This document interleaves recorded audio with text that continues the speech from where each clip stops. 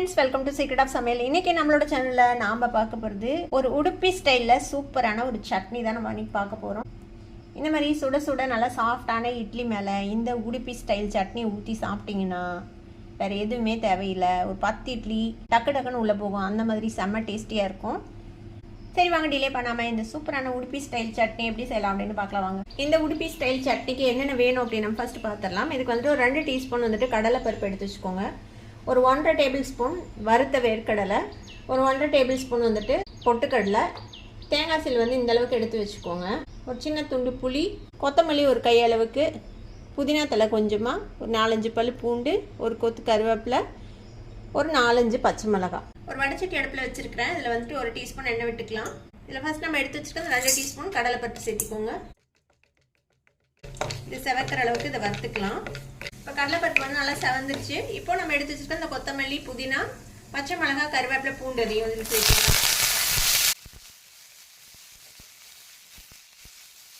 வறுத்த வேர்க்கடலை, பொட்டுக்கடலை, தேங்காய், புளி அதையும் சேர்த்திடுங்க.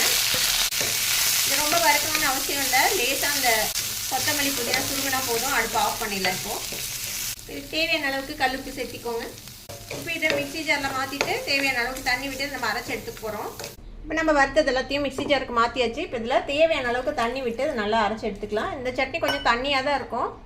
இப்போ இதை அரைச்சி எடுத்துகிட்டு வந்துடலாம். இப்போ இந்த மாதிரி அரைச்சி எடுத்துக்கோங்க. நல்லாவே தண்ணியாக தான் இருக்கணும் இந்த சட்னி, அப்போ தான் நல்லாயிருக்கும். இப்போ இது ஒரு பாத்திரத்துக்கு மாற்றிடலாம். மிக்ஸி ஜார்லேயே கொஞ்சமாக தண்ணி விட்டு அதையும் ஊற்றிடலாம். இப்போ இதுக்கு ஒரு தாளிப்பு போட்டுடலாம். ஒரு தாளிக்கிற கரண்டி அடுப்பில் வச்சுக்கோங்க. இதில் வந்து 1 டீஸ்பூன் எண்ணெய் விட்டுக்கலாம். எண்ணெய் காஞ்சிச்சு. இப்போ இதில் வந்து கொஞ்சமாக கடுகு சேர்த்திக்கலாம். கடுகு நல்லா பொரிஞ்சதும் அடுப்பு ஆஃப் பண்ணிடுங்க. இந்த தாளிப்பில் ஒரு கொத்து கருவேப்பிலை போட்டு அந்த சட்னியில் ஊற்றிடலாம்.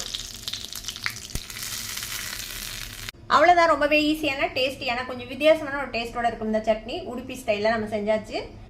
இந்த சட்னி வந்துட்டு இட்லி, தோசைன்னு எல்லாத்துக்கூடயுமே செம்ம டேஸ்டியாக இருக்கும். கண்டிப்பாக ட்ரை பண்ணி பாருங்கள். ட்ரை பண்ணி பார்த்துட்டு எப்படி இருந்தது அப்படின்னு கமெண்ட்ஸில் ஃபீட்பேக் கொடுங்க. இந்த வீடியோ உங்களுக்கு பிடிச்சிருந்தா சப்ஸ்கிரைப் பண்ணுங்கள். பக்கத்தில் இருக்க பெல் ஐக்கானை கிளிக் பண்ணுங்கள். அப்போ தான் ஃபியூச்சர் நோட்டிஃபிகேஷன்ஸ் உங்களுக்கு உடனே வந்து சேரும். லைக் பண்ணுங்கள், ஷேர் பண்ணுங்கள்.